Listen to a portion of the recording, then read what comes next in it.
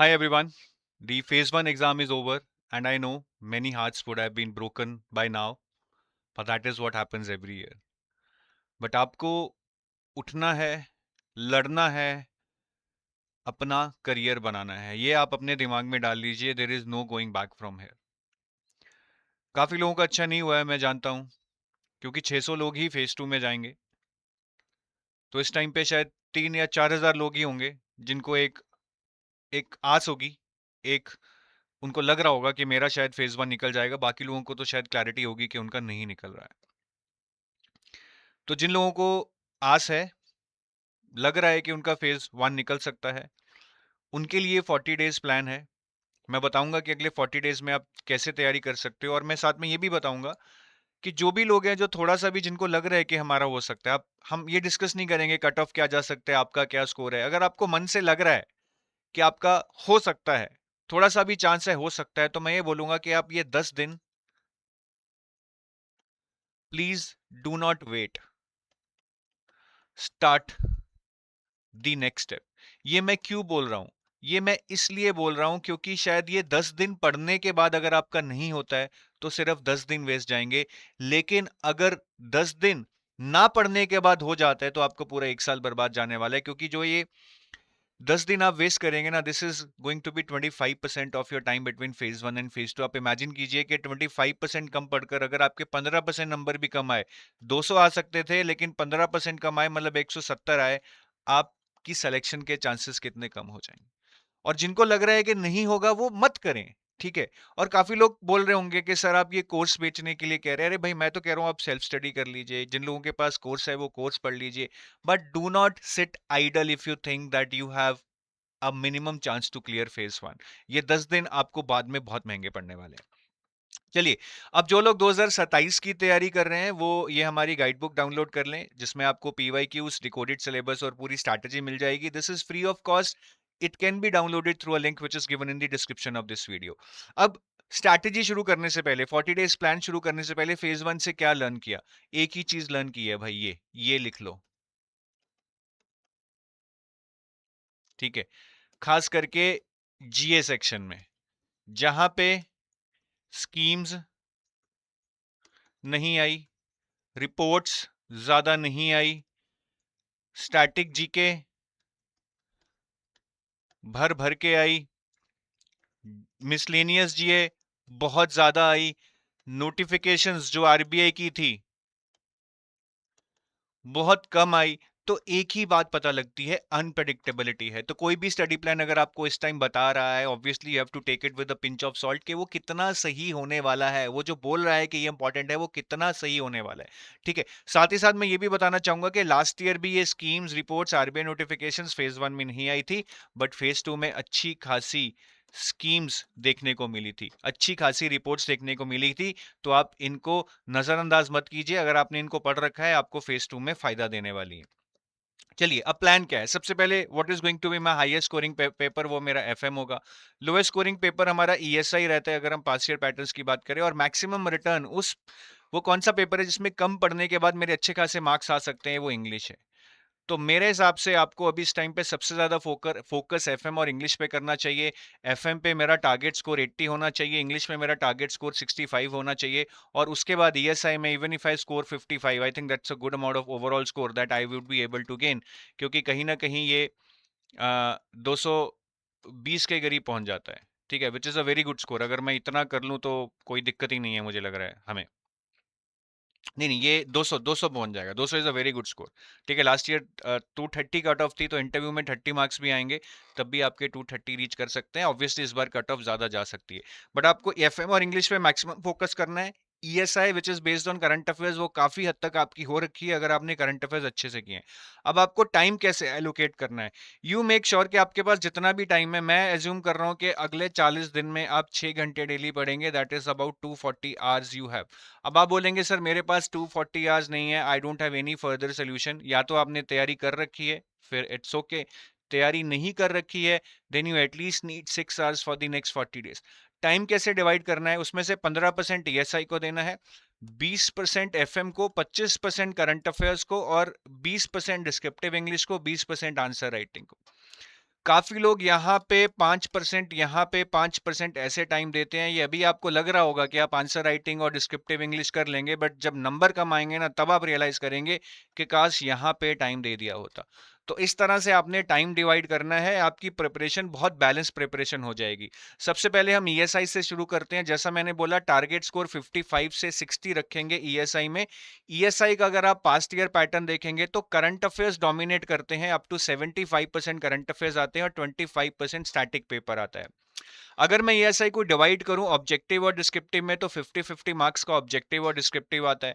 Objective में static 5 marks का, ये भी ज्यादा है, काफी बार 0 मार्क्स का भी आता है। डिस्क्रिप्टिव में स्टैटिक अराउंड 1-2 क्वेश्चन आ जाते हैं, अप टू 20 मार्क्स।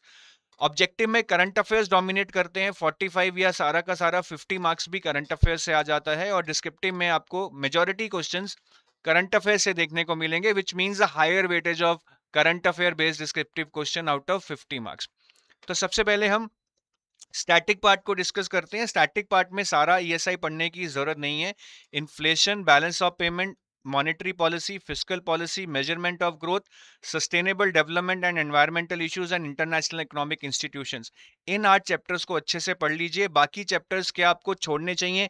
मेरे हिसाब से छोड़ने नहीं चाहिए, क्योंकि इन चैप्टर्स में से डिस्क्रिप्टिव क्वेश्चन आएंगे जो मैंने यहाँ पे लिखे हैं। जैसे मॉनेटरी पॉलिसी पे आया था, सस्टेनेबल डेवलपमेंट पे आया था, जो कि इस चैप्टर से आया है। बट इसके बाहर भी क्वेश्चंस आ जाते हैं। जैसे लास्ट ईयर मल्टीकल्चरलिज्म से क्वेश्चन आया था, जो हमारी इंपॉर्टेंट चैप्टर्स की लिस्ट में नहीं है।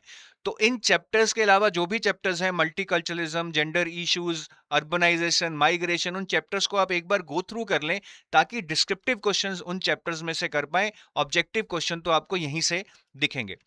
ठीक है, तो ये हमारा स्टैटिक पोर्शन का हो गया। अगर अब मैं करंट पे जाऊं, ठीक है, मैं करंट पे जाऊं, तो ऑब्जेक्टिव पेपर में करंट अफेयर्स डोमिनेट करते हैं। Government schemes last year 21 marks की आई थी। ईएसआई रिलेटेड करंट अफेयर्स, मतलब जो ईएसआई के टॉपिक से रिलेटेड करंट अफेयर्स हैं, वो 13 मार्क्स के आए थे। और जो रिपोर्ट्स हैं हमारी, जैसे कि इकोनॉमिक सर्वे हो गया, बजट हो गया, वर्ल्ड डेवलपमेंट रिपोर्ट हो गया, वर्ल्ड इकोनॉमिक आउटलुक हो गया, और भी बहुत सारी रिपोर्ट्स हैं जो हमारे सिलेबस से रिलेटेड है, वो 6 मार्क्स की आई थी। ये परमानेंट नहीं है, आप समझिए। अगर मैं 2024 की बात करूं, तो यहाँ पे स्कीम्स 8 से 10 नंबर की आई थी, रिपोर्ट्स 30 मार्क्स की आई थी, और ESI related current affairs 10 mark के आए थे। सो ये चेंज हो सकता है, आप इसमें वेरिएशन लेके चलिए, ये चेंज हो सकता है। तो हमें ऐसा नहीं है कि हमें स्कीम्स को ही ज्यादा इंपॉर्टेंस देनी है। हमें स्कीम्स भी पढ़नी है, हमें रिपोर्ट्स भी पढ़नी है, हमें ईएसआई रिलेटेड करंट अफेयर्स भी पढ़ने हैं।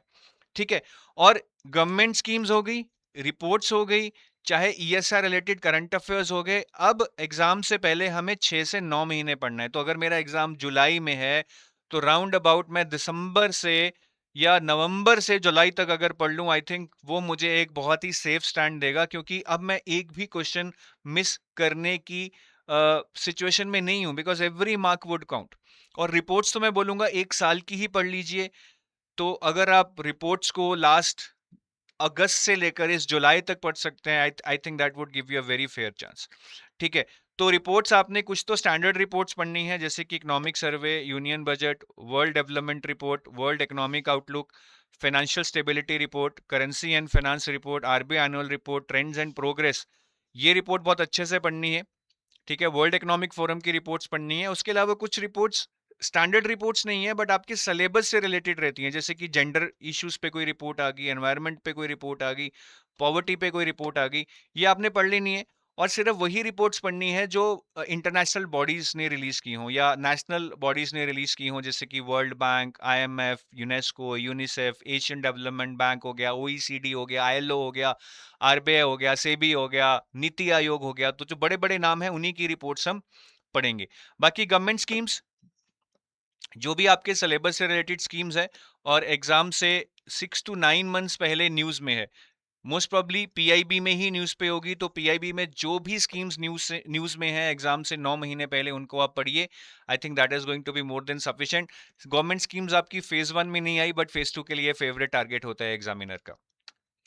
ठीक है, नेक्स्ट बात करें अगर हम डिस्क्रिप्टिव की, तो ईएसआई में जो डिस्क्रिप्टिव पेपर है, उसके लिए हमें रिपोर्ट्स पढ़नी है। बहुत सारे रिपोर्ट्स बेस्ड क्वेश्चन आते हैं। लास्ट ईयर एसडीजी पे क्वेश्चन आया था, जेंडर गैप रिपोर्ट पे क्वेश्चन आया था। तो ये सारी रिपोर्ट्स हमें पढ़नी है जो स्टैंडर्ड रिपोर्ट्स हैं सिलेबस में। अभी मैंने आपको ये ऑब्जेक्टिव के लिए भी बताई थी। इसके अलावा फेज 2 के सिलेबस से रिलेटेड कोई भी रिपोर्ट हो जो जेंडर इश्यूज पे हो, अर्बनाइजेशन पे हो, माइग्रेशन पे हो, पॉवर्टी पे हो, एनवायरनमेंट पे हो, वो भी आपने पढ़नी है। उसमें से डिस्क्रिप्टिव क्वेश्चंस आते हैं। और ट्राई कीजिए कि न्यूज़पेपर में जो पिछले 5-6 महीने में एडिटोरियल्स हैं जो आपके सिलेबस के टॉपिक से रिलेटेड हैं, उन एडिटोरियल्स को भी आप पढ़ लीजिए। काफ़ी बार वो एडिटोरियल्स हेल्पफुल रहते हैं, एग्जाम में उनमें से क्वेश्चन देखने को मिलते हैं। जैसे आरबीआई 2025 में सस्टेनेबल डेवलपमेंट रिपोर्ट पे क्वेश्चन आया था, जो कि यूएन की रिपोर्ट है, एक फेमस बॉडी है, और ये जुलाई 14 2025 को रिलीज हुई थी और आपका एग्जाम दिसंबर में था। तो एग्जाम से आप देख सकते हैं 6 मंथ्स के गैप पे ये रिपोर्ट रिलीज हुई थी, लेकिन जैसा मैंने बताया 6 to 9 months is going to be important for you. ठीक है। अगर हम 2024 की बात करें तो इकोनॉमिक सर्वे से क्वेश्चन आया था रिगार्डिंग विमेन लेड डेवलपमेंट। सो विमेन एम्पावरमेंट का इकोनॉमिक सर्वे पे एक टॉपिक था। तो इकोनॉमिक सर्वे अगर आप अच्छे से पढ़ लें तो उसमें बहुत सारे डायमेंशंस कवर्ड रहते हैं, जिसमें से मैक्सिमम क्वेश्चंस आप इकोनॉमिक सर्वे को यूज करके ही कर सकते हैं।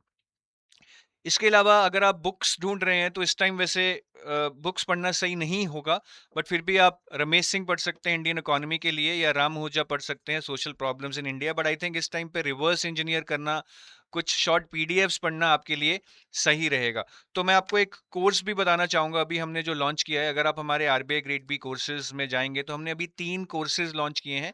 एक हमने फेज 2 रामबान लॉन्च किया है, जो आप लेस टाइम में सिर्फ रेलेवेंट कंटेंट पढ़ेंगे। इस कोर्स में आपको बेसिकली 3 पीडीएफ्स हैं, मोटा मोटा एफएम, एक फाइनेंस का, एक मैनेजमेंट का और ईएसआई का। वो 3 पीडीएफ्स पढ़कर आप सारा फेज 2 का तैयारी कर सकते हैं। इसमें आपको मॉक टेस्ट भी दिए जाएंगे और करंट अफेयर्स भी रामबान एमसीक्यूज के थ्रू कवर किया जाएगा, जैसे हमने फेज 1 में किया था। तो अगर आपके पास टाइम कम है, अभी तक तैयारी नहीं शुरू की, I think phase 2 Ramban is a very good solution for you, जिसमें हमने बहुत ही शॉर्ट कर कर रेलेवेंट कंटेंट जो आप जल्दी से कर पाएं, वही हमने दिया है। कोई रिकॉर्डेड क्लासेस नहीं है, कोई लाइव क्लासेस नहीं है, बस टू दी पॉइंट कंटेंट है जिसको आप जल्दी जल्दी पढ़ सकते हैं। बाकी अगर फेज 2 रामबान नहीं आपके उसमें आता है कि इसमें थोड़ा ज़्यादा है, मुझे सिर्फ एफएम चाहिए, तो आप सिर्फ एफएम का भी रामबान कोर्स ले सकते हैं, जिसमें सिर्फ फाइनेंस और मैनेजमेंट का एक एक पीडीएफ मिलेंगे, इनके क्वेश्चंस मिलेंगे और आपको मॉक टेस्ट मिल जाएंगे, और करंट अफेयर्स के लिए बहुत सारे एमसीक्यूज मिल जाएंगे। बाकी जो लोग डिस्क्रिप्टिव इंग्लिश से डर रहे हैं, उसके लिए हम लाइव क्लासेस शुरू करने वाले हैं, जिसमें इवैल्यूएशन भी होगी। लाइव इवैल्यूएशन की जाएगी, आप क्लास में आएंगे तभी आपकी इवैल्यूएशन होगी। तो ये वाला कोर्स भी आप देख सकते हैं। English is about 100 marks. 100 marks को ग्रैब करने के लिए सिर्फ ये 10-12 क्लासेस आप लगा लें, आप सीख भी नहीं लेंगे, बट के आपकी चीजें इवैल्यूएट भी हो जाएंगी। आपका एसे प्रेसी कॉम्प्रिहेंशन वो आपको काफी अच्छा बूस्ट देगा। चलिए बैक टू दी पीपीटी। तो ईएसआई पढ़ने के लिए इस टाइम पे वैसे पीआईबी ही मैं रेफर करूंगा कि पीआईबी में जितने भी न्यूज़ हैं वो आप पढ़ लीजिए। बाकी हिंदू न्यूज़पेपर में कोई अगर रिपोर्ट आती है जो कि गवर्नमेंट बॉडी नहीं है, क्योंकि गवर्नमेंट बॉडी वाली रिपोर्ट आपको पीआईबी में भी मिल जाएगी, ठीक है, बट कोई अलग रिपोर्ट है, कोई वर्ल्ड बैंक की, यूनाइटेड नेशंस की, यूनिसेफ की, आईएलओ की, वो आपको हिंदू से पढ़नी पड़ेगी। चलिए अब हम एफएम को देखते हैं। एफएम में बहुत अच्छा टारगेट स्कोर आपको लेना पड़ेगा। एफएम का पेपर जनरली इजी आता है। आई थिंक 80 मार्क्स टारगेट करेंगे तभी सही रहेगा, तभी शायद 75 भी आए। तो मैनेजमेंट को देखें तो मैनेजमेंट अराउंड 50 मार्क्स का काफी सालों से आता रहा है। लास्ट ईयर काफी कम आया था। लास्ट ईयर मैनेजमेंट डिस्क्रिप्टिव तो 25 मार्क्स का आया था, लेकिन ऑब्जेक्टिव सिर्फ 13 मार्क्स का आया था। ठीक है, पर जनरली 25 मार्क्स का आता है और आई थिंक इस साल भी आना चाहिए। बट लास्ट ईयर उसमें एक एक्सेप्शन थी कि सिर्फ 13 मार्क्स का आया था। मैनेजमेंट की अगर हम बात करें तो मैनेजमेंट में बहुत ही जेनरिक टॉपिक्स हैं, बहुत ही सिंपल टॉपिक्स हैं, कोई करंट अफेयर्स नहीं है, तो सिलेबस बहुत लिमिटेड है। तो अगर मैं ओवरऑल 80 मार्क्स स्कोर करने की बात कर रहा हूँ तो मैनेजमेंट में मेरे 45 आएंगे, तभी मैं टोटल एफएम मिला के 80 तक पहुंच पाऊंगा। तो इसमें कोई भी चैप्टर ऐसा नहीं है हम बोलेंगे कि ये इंपॉर्टेंट है, ये इंपॉर्टेंट नहीं है। हमने सारे चैप्टर्स पढ़ के जाना है, मल्टीपल टाइम्स पढ़ना है, रिवीजन कर लेनी है और अंडरस्टैंड करना है। एग्जाम में केस स्टडी बेस्ड क्वेश्चंस भी आते हैं 2 मार्कर में, तो अगर वो हमें समझ नहीं होगी तो हम उनको कर नहीं पाएंगे। ठीक है, तो 1 मार्कर क्वेश्चंस तो स्ट्रेट फॉरवर्ड होंगे, लेकिन 2 मार्कर क्वेश्चंस लेंदी पैराग्राफ बेस्ड क्वेश्चंस होते हैं। आप इनको करने के लिए कॉन्सेप्ट को अच्छे से समझ लीजिएगा और प्रैक्टिस कर लीजिएगा। डिस्क्रिप्टिव की बात करें तो आपको कुछ नहीं करना है, आपने जो जो चैप्टर पढ़ना है ठीक है? बस उन पे आपने क्वेश्चंस प्रैक्टिस कर लेने हैं, क्योंकि क्वेश्चंस जो एग्ज़ाम में आते हैं वो स्ट्रेट सिलेबस टैग्स में से ही देखने को मिलते हैं। जैसे कि difference between trade theories and behavioural theories, ये डायरेक्ट आपकी लीडरशिप सिलेबस टैग में दिया हुआ है। ठीक है? नॉन वर्बल कम्युनिकेशन के क्या एडवांटेजेस हैं, तो नॉन वर्बल कम्युनिकेशन यहाँ पे बिल्कुल सिलेबस टैग में दिया हुआ है। कॉर्पोरेट गवर्नेंस क्या है, ये बिल्कुल सिलेबस टैग में दिया हुआ है। तो अगर आप सिलेबस टैग्स के ऊपर जितने क्वेश्चन बन सकते हैं उन क्वेश्चंस को कर जाएंगे, तो I think management you will be able to handle. But हाँ, अगर मैनेजमेंट में अच्छे मार्क्स लेने हैं तो please make sure that you write something which is different. And how do you write something which is different is कि you give examples. जैसे हम बोलते हैं ना कि पनीर की सब्जी के ऊपर धनिया डाल दो तो सब्जी में जान आ जाती है, सुंदर दिखने लगती है। ऐसे ही आपके आंसर में आपको गार्निशिंग के लिए एग्जाम्पल्स डालने पड़ेंगे।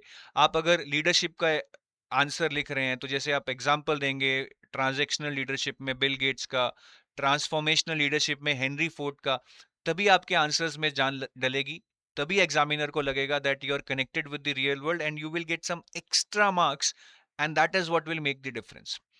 और ये किताबें हैं जो आप यूज करना चाहे तो कर सकते हैं। एल एम प्रसाद की किताब है, सुल्तान चंद एंड सन्स की एक और किताब है एल एम प्रसाद की। ये दोनों किताबें आप सिलेक्टिवली पढ़ सकते हैं। और business ethics and corporate governance पे बी एन घोष की किताब आती है। सो दैट इज अबाउट मैनेजमेंट। और अगर हम फाइनेंस की बात करें तो फाइनेंस में न्यूमेरिकल्स एक ऐसी चीज है जिसका ट्रेंड रिवर्स हुआ था लास्ट ईयर। छः मार्क्स के न्यूमेरिकल आए थे।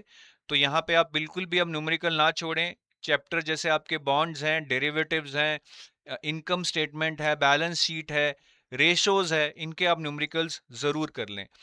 बाकी फाइनेंस में लास्ट ईयर ऑब्जेक्टिव में 37 मार्क्स, मतलब फाइनेंस जनरली हम एज्यूम करते हैं कि 50 में से 25 मार्क्स ऑब्जेक्टिव आएगा, बाकी मैनेजमेंट आएगा। बट लास्ट ईयर मैनेजमेंट कम आया था और 37 मार्क्स का फाइनेंस आ गया था ऑब्जेक्टिव में। ठीक है, इस 37 में से सारा स्टैटिक आया था लास्ट ईयर, सारा स्टैटिक आया था। करंट अफेयर्स 0 मार्क्स के आए थे। बट जर्नली मैंने देखा है कि 50-50 रहता है। अगर हम उससे पिछले ईयर्स में देखें तो अगर इस साल 25 मार्क्स का फाइनेंस आता है जो जनरली रहता है, we can expect 12-12 of static and current. Descriptive में again mixture of static and current रहेगा क्वेश्चंस, तो थोड़े स्टैटिक आते हैं, थोड़े करंट आते हैं। स्टैटिक की अगर हम बात करें तो फाइनेंस में काफी सिलेबस है जो आप स्टैटिक में कवर कर सकते हो, जिसमें से अच्छे खासे मार्क्स का पेपर लास्ट ईयर भी आया था जैसे मैंने आपको बताया। तो income statement and balance sheet, cash flow and ratios, primary and secondary market, risk management, inflation, derivatives, bonds, functions of RBI, fiscal policy, financial institutions, banking system and NBFCs and alternate sources of finance। ये फिर भी छोड़ना चाहे तो छोड़ दीजिए, last year वैसे यहाँ से 3 क्वेश्चंस आए थे, बट ये वाले जरूर कर जाइएगा। ठीक है, इसके अलावा जो बाकी चैप्टर्स हैं अगर आप करना चाहें तो कर लें, बट एक रीडिंग जरूर कर लें। जैसे फाइनेंशियल इंक्लूजन है, पब्लिक प्राइवेट पार्टनरशिप है, उनमें से डिस्क्रिप्टिव क्वेश्चंस आ जाते हैं। एग्जाम में 2 मार्कर क्वेश्चंस भी आएंगे। ऐसे बहुत सारे क्वेश्चंस हमने टेस्ट में दिए हैं, मॉक टेस्ट में दिए हैं, तो ऐसे क्वेश्चंस जरूर प्रैक्टिस करें so that in the examination you do not feel that this is something new. ठीक है, और ये किताबें हैं अगर आप पढ़ना चाहें, वैसे it's not the right time again to read this books, ये बहुत बल्कि हैं और इस टाइम पे फेज 2 के लिए इन किताबों को पढ़ने का सही आइडिया नहीं है। करंट में अगर मैं ऑब्जेक्टिव की बात करूं तो करंट अफेयर्स में या तो रेगुलेशंस आएंगी। अब सेबी की नोटिफिकेशंस काफी पूछी जा रही हैं पिछले 1-2 साल में। ठीक है, आरबीआई की नोटिफिकेशंस कर लीजिए, साथ में जो पीएफआरडीए, आईआरडीए हैं या मिनिस्ट्री ऑफ फाइनेंस है, इनकी आप न्यूज़ ज़रूर पढ़ लीजिएगा। ये रिपोर्ट्स ज़रूर कर लीजिएगा, economic survey, union budget, FSR, RBI annual report, currency and finance report, trends and progress. और आरबीआई के सिलेबस से रिलेटेड कोई अलग रिपोर्ट आती है, जैसे लास्ट ईयर एक एआई पे रिपोर्ट आई थी जो हमारा आईटी इन बैंकिंग से रिलेटेड था, तो उसमें से भी एक डिस्क्रिप्टिव क्वेश्चन एग्जाम में आया था। ठीक है, बाकी हमारा जो सिलेबस है फाइनेंस का, जैसे डिजिटल बैंकिंग में यूपीआई आता है, नेफ्ट आता है, इनसे रिलेटेड कोई न्यूज़ है, रिस्क मैनेजमेंट में बेसल लॉज आते हैं, इनसे रिलेटेड कोई न्यूज़ है, वो भी करंट अफेयर्स में पूछ सकते हैं। और ये finance current affairs again 6 to 9 months, मतलब आप ये दिसंबर ऑनवर्ड्स पढ़ लीजिए। और रिपोर्ट्स भी 6 to 9 मंथ्स बोलूंगा मैं, ये भी आप दिसंबर ऑनवर्ड्स पढ़ लीजिए, थोड़ा सेफ रहेंगे। डिस्क्रिप्टिव की बात करूँ तो करंट अफेयर्स में या तो क्वेश्चन रिपोर्ट्स में से आएंगे, जैसे काफ़ी बार हमने यूनियन बजट या इकोनॉमिक सर्वे से क्वेश्चन देखे हैं जो फाइनेंस के पेपर में आते रहे हैं, या फिर एडिटोरियल्स जो आप लाइव मिंट या इकोनॉमिक टाइम्स में देखते हैं, वहाँ से भी क्वेश्चन आते रहे हैं। तो जैसे ये 2024 में क्वेश्चन आया था, difference between value investing and growth investing, that was from a editorial in economic times. ठीक है। फिर लास्ट ईयर एक एआई कमिटी, फ्री एआई पे एक रिपोर्ट आई थी आरबीआई की, तो एआई, यूज ऑफ एआई पे क्वेश्चन आया था। So basically now this is a report which is release by RBI, तो ये इंपॉर्टेंट हो जाती है। और ये मेरे सिलेबस से भी रिलेटेड है, क्योंकि आईटी इन बैंकिंग मेरे सिलेबस में है। और लास्टली ये एग्जाम से I think within 6 months के टाइम में ही रिलीज हुई थी। So it becomes a recent report which is important for my exam related to syllabus release by RBI. तो इस तरह की रिपोर्ट्स भी मुझे पढ़नी है जो मेरे सिलेबस से रिलेटेड है और रिसेंटली रिलीज हुई हैं। फिर यूनियन बजट से भी हमने क्वेश्चंस देखे हैं। 2023 में शायद क्वेश्चन आया था यूनियन बजट से, तो यूनियन बजट भी हमारी इंपॉर्टेंट रिपोर्ट्स की लिस्ट में है, जैसा मैंने यहाँ बताया। तो इन रिपोर्ट्स में से जितने डिस्क्रिप्टिव क्वेश्चंस बन सकते हैं वो आप प्लीज कर जाइएगा, बहुत आसान रहेगा आपको एग्जामिनेशन में। डिस्क्रिप्टिव इंग्लिश के लिए टारगेट स्कोर 60 to 65 रखिए। Only thing that you require in descriptive English कि आपको प्रैक्टिस करनी है। ठीक है। प्रेसी और रीडिंग कॉम्प्रिहेंशन किसी भी टॉपिक पे आ सकता है, sports, war, psychology, economic depression, inflation, किसी भी टॉपिक पे। ऐसे टॉपिक्स में चॉइस आती है, 4 ऐसे टॉपिक्स रहेंगे, एक करना होता है। जनरली एक ऐसे टॉपिक आपका इकोनॉमी, फाइनेंस या मैनेजमेंट के टॉपिक से रहता है। एक टेक्नोलॉजी या इंटरनेट से, जैसे role of social media in communication, use of AI in banking. ठीक है, इस तरह से टेक्नोलॉजी या इंटरनेट से रिलेटेड रहता है। इन्वायरमेंट पे भी काफ़ी बार ऐसे टॉपिक्स पूछे जाते हैं। सोशल इश्यूज जैसे कि विमेन एम्पावरमेंट, इलिटरेसी, इन पे भी क्वेश्चंस पूछे जाते हैं। कई बार एब्स्ट्रैक्ट टॉपिक्स भी आ जाते हैं। एब्स्ट्रैक्ट मतलब that if you learn you are young, if you are not young you become old. तो ये कोई मतलब स्टैंडर्ड कोई टॉपिक नहीं है जिसपे हम रट्टा मार के जाएंगे। I think this is about expressing one self, तो ऐसे एब्स्ट्रैक्ट टॉपिक भी आपको देखने को मिलेंगे। ठीक है।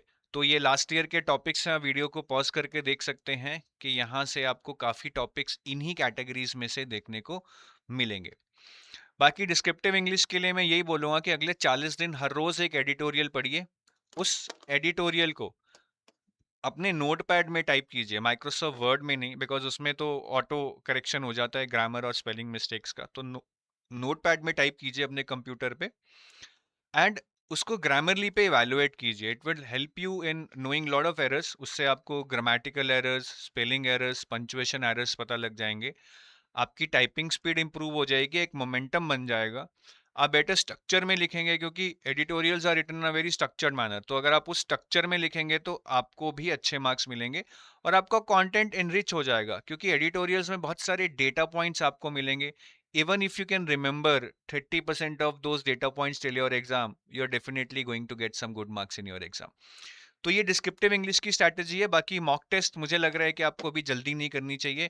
आप इन डेट्स को मॉक टेस्ट दीजिए, 5, 28 जून को एक, 5 जुलाई को एक, 12 जुलाई को तीसरा, 19 जुलाई को चौथा और 22 जुलाई को पांचवा। उसके बाद कोई भी मॉक मत दीजिए। काफी बार हमें लगता है कि बस एक मॉक दे देता हूँ, इसमें शायद अच्छे नंबर आ जाएंगे, कॉन्फिडेंस बूस्ट हो जाएगा। कोई फायदा नहीं है। Don't be under stress just few days before your examination. ठीक है। बाकी हमने फेज 2 के लिए स्पेशल कोर्सेज लॉन्च किए हैं, मैंने पहले भी बताया था। ये फेज 2 रामबान है, जिसमें आपको सिर्फ 3 पीडीएफ दिए जाएंगे। एक एफएम का, एक ईएसआई का, सॉरी एक फाइनेंस का, एक मैनेजमेंट का और एक ईएसआई का। ये 3 पीडीएफ्स पढ़ने हैं आपको। सारे चैप्टर्स को एक ही पीडीएफ में कंपाइल किया गया है। इन पीडीएफ्स को पढ़कर आप पूरा सिलेबस बहुत जल्दी कवर कर सकते हैं। होपफुली नेक्स्ट 40 डेज में कवर कर लेंगे। साथ में एमसीक्यूज भी दिए जाएंगे। ठीक है। और करंट अफेयर्स के लिए रामबान दिया जाएगा, जिसमें फेज 2 स्पेसिफिक क्वेश्चंस भी इंक्लूड किए जाएंगे। बाकी अगर आप एफएम, ईएसआई सारा कुछ नहीं लेना चाहते हैं, तो एक एफएम का भी रामबान है, जिसमें सिर्फ एफएम के 2 पीडीएफ, एक फाइनेंस का, एक मैनेजमेंट का, अलॉन्ग विद क्वेश्चंस और फुल लेंथ मॉक टेस्ट आपको दिए जाएंगे। फुल लेंथ मॉक टेस्ट आपको इसमें भी मिलेंगे, फेज 2 कंप्लीट रामबान में। इसमें सिर्फ एफएम का कंटेंट मिलेगा, सिर्फ 2 पीडीएफ से आप पूरा एफएम कवर कर सकते हो। साथ में फुल लेंथ मॉक टेस्ट भी मिलेंगे और करंट अफेयर्स के लिए बहुत सारे एमसीक्यूज आपको मिलेंगे।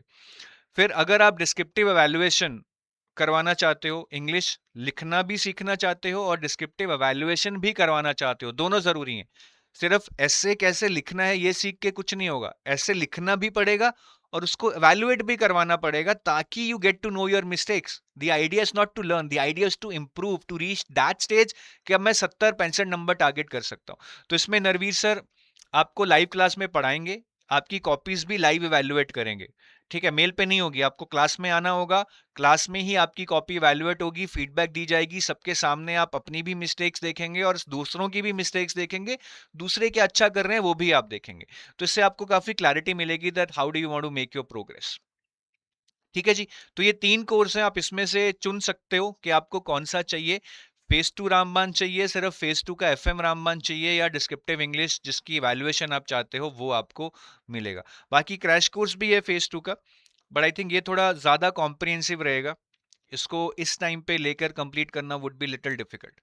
ठीक है, बाकी अगर आप चाहते हो कि आप पूरा देखना चाहते हो और डिटेल में पढ़ना चाहते हो, दिन में 10 घंटे देने के लिए तैयार हो, तो आप ये फेज 2 का क्रैश कोर्स भी ले सकते हो. So that is all from my side. All the best. Bye bye.